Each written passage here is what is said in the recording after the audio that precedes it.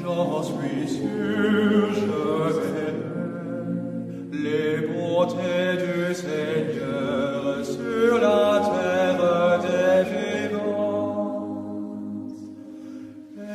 Espère, sois fort et crois pour moi. Espère le Seigneur. Le Seigneur est ma lumière et mon salut.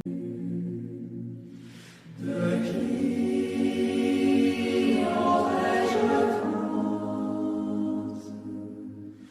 Le Seigneur est le rempart de ma vie, devant qui tremblerai.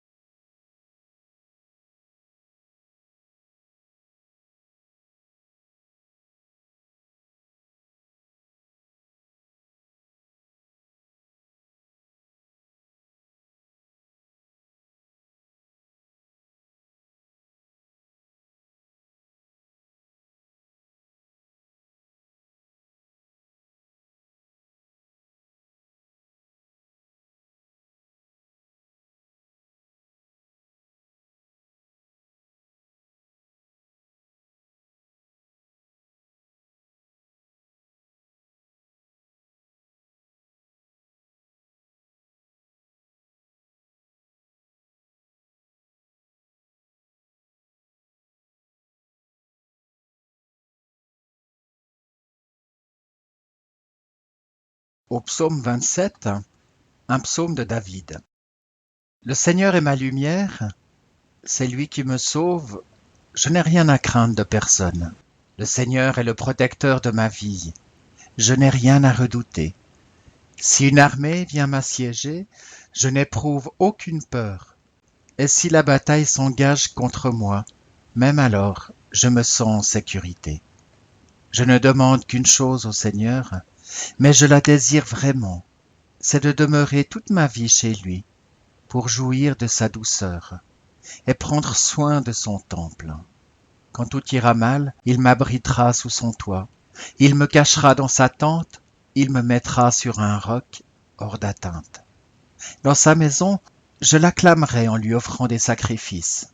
Je chanterai et célébrerai le Seigneur.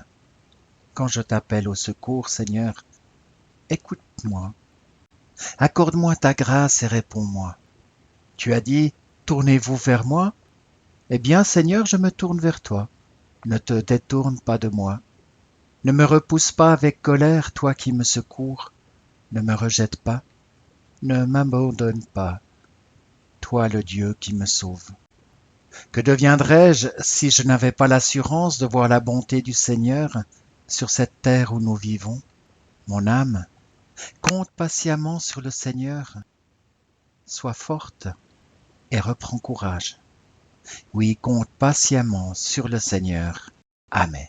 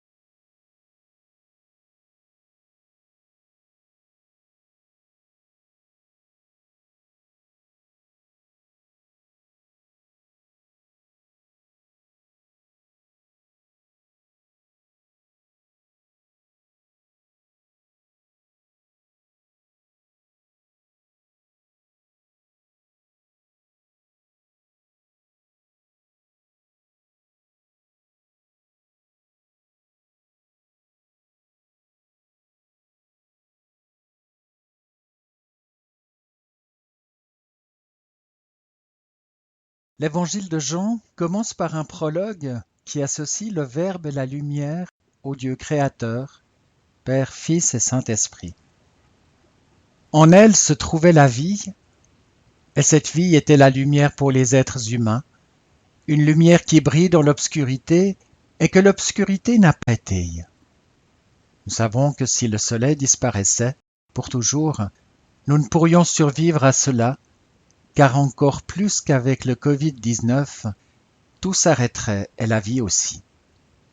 Sur le plan spirituel, nous avons parfois plus de peine à voir cette évidence que hors de la présence de Dieu, nous ne pourrions vivre. Que l'obscurité est porteuse de mort, de non-vie, de non-existence. Hors de Dieu, point de salut. C'est la révélation qui est faite à Moïse dans le livre du Deutéronome, chapitre 30, versets 19 et 20. Je place devant toi la vie et la bénédiction d'une part, la mort et la malédiction d'autre part. Choisis donc la vie, et tu vivras, toi et ta descendance. Aime le Seigneur ton Dieu, écoute sa voix, reste-lui fidèlement attaché. Alors tu vivras et passeras de longues années dans le pays que le Seigneur a promis. Et puis il y a un autre fait marquant dans l'Exode, quand les Hébreux sont attaqués par les serpents.